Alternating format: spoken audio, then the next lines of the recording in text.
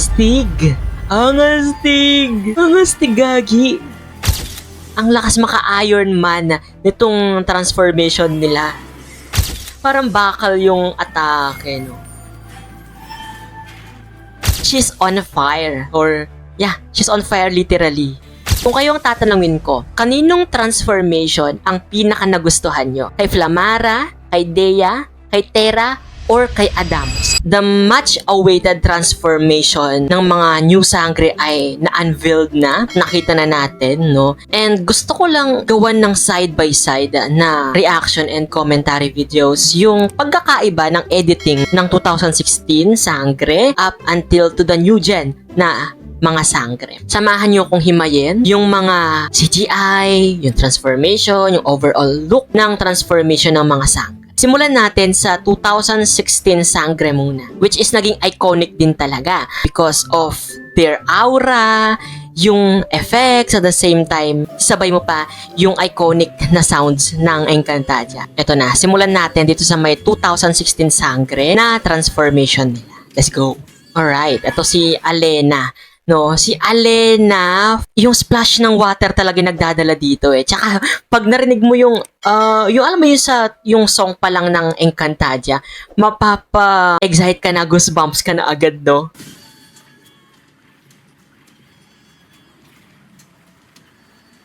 .360 din yung atake nitong 2016 Sangre. Tsaka ganda nung pahawi effect nung tubig. And the signature na hand pose nila. Yung hand placing nila, no? Ngayon naman si Adamus. Ito na si Adamus. Taray! Alenang-alena yung effects nitong kay Adamus. Diba? Yung metal sound effects talaga na alam mo na mabigat yung mga costume nila. Ang lakas maka-Iron Man nitong transformation nila. Ganda rin ng mga pa-light effects, no? Okay. Ngayon naman si Danaya.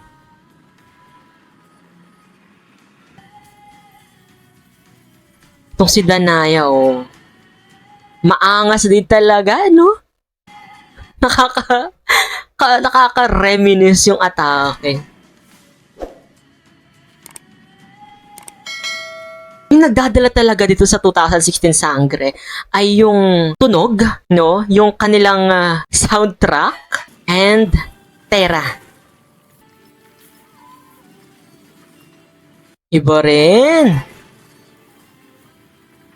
Inspired talaga sa kay Iron Man, yung mga pagganitong padikit na mga lumilipad na decals ng kanilang costume or transformation, no? Fairness sa CGI, Astig! Ang astig! Ang astig, gagi! Terra! Si Amihan.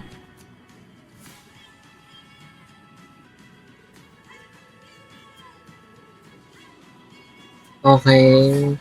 Smooth din yung kanilang transition dito, no? Diba? Yung placing talaga ng kamay. Alright. Ito na si Dea.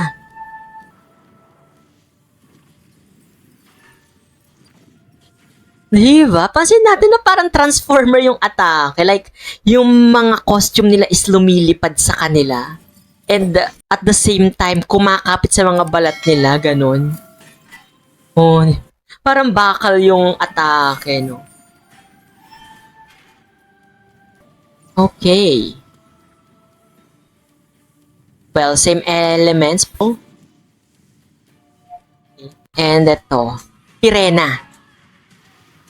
Yung flare ni Pirena dito, itong sa 2016 Sangre, very Diwata effects talaga. Alam mo yun, parang napaka-magical niya because of a slow pace na transition, at the same time, parang babaihan talaga yung term ng transformation nila.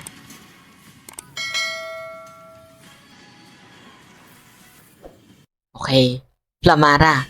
Mas madami yung paapoy na actual apoy ngayong 2025 na sangre. Nandito pa rin naman yung Magic Circle, no? Ang nawala dito sa 2025 sangre, yung iconic na background music nila. Then para silang, alam mo, pag napanood mo to, parang makikita mo na parang transformer yung atake. Yung may mga dumidikit sa katawan nila, ganon.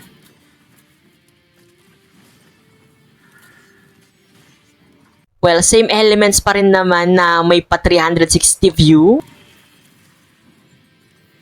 Kung si Pirena is parang yung apoy pumapalibot sa kanya na parang ahas, something like that.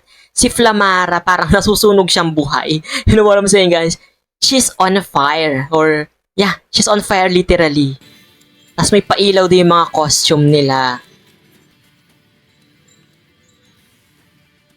And naiba na rin yung kanilang mga hand sign. That's it! Oh my goodness! Well, yung 2016, hindi natin maitatangging maganda yung CGI nila. Kumbaga, masasabi nating iconic talaga sila. From the sound effects na Tatak Encantadia na narinig at napanood natin, yung pagka-smooth nung transition nila na parang nag-fade in yung mga transformation nila na very, sabi nga natin na magical yung atake. But at the same time, sa 2025, ito napansin natin, I know, mag-a-agree kayo na parang Iron Man, yung atake ng transformation nila na from somewhere may mga particles or mga parte na dumidikit sa kanila, ganun. At ang kagandahan dito, well, mako-compare natin because hindi ginamit yung iconic na song ng Sangre. They are all good naman. Sa 2025, I think, ang pinaka nagustuhan ko, kung irarank ko yung mga transformation nila, ang pinaka pang-apat ko na irarank ay si Dea. Pang-apat si Dea. Sa third naman, I think, si Flamara. Maganda. Sa second na spot ko sa transformation ng mga bagong Sangre ay si Terra. At pinakauna, si Adamos. Yun yung mga, sa tingin ko, yung ranking nung CGI at transformation nila dito.